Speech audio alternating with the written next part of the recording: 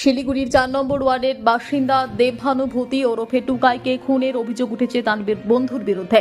সূত্র মারফত জানা গেছে, নিহত দেবভানুভূতি ওরফে টুকাইয়ের মৃত্যুর পেছনে পরিবারের তরফে সিন্টু কুমারের নাম সামনে এসেছে। 15 দিন আগে নিহত টুকাইয়ের কিছু বিবাদের সৃষ্টি হয় এবং এই নিয়ে টুকাইকে পরবর্তীকালে দেখে নেব হুমকি দেওয়া হয়। 15 দিন যেতে না যেতেই আজ ভোর রাতে ঝঙ্কার মোড়ে টুকাইকে একা পেয়ে অভিযুক্ত সিন্টু ও তার দলবল তাকে ঘিরে ফেলে এবং মারতে শুরু করে। খবর পেয়ে আহত অবস্থায় টুকাইকে শিলিগুড়ি জেলা হাসপাতালে নিয়ে গেলে তার মৃত্যু হয়। ঘটনা ঘিরে এলাকায় উত্তেজনা সৃষ্টি হয়েছে।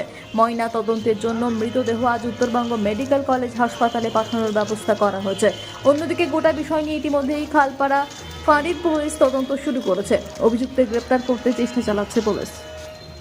কি হয়েছিল বাকি ঘটনাটা একটু কিন্তু বিস্তারিত একটু বলুন। ঘটনাটা কালকে রাত্রেবেলা হয়েছিল, অত সঠিক জানি না।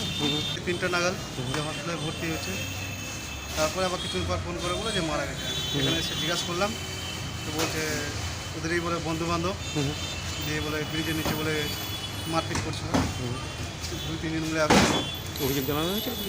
অভিযোগ জানানো হয়েছিল? হ্যাঁ হ্যাঁ, খোলপাড়া ফাঁড়ি। কে মান আপনি? আমার সম্বন্ধী হলো, আমি জানি বললাম ও বোন জামাই। আপনার নাম? প্রতাপ সিংহ। কোথায় একটু বাড়িটা আপনাদের? আমার বাড়ি বকুলতলা মোড়। আর এখন কি আপনার সাবস্ক্রাইব করবেন? এখন তো মারা গেছেন তুমি।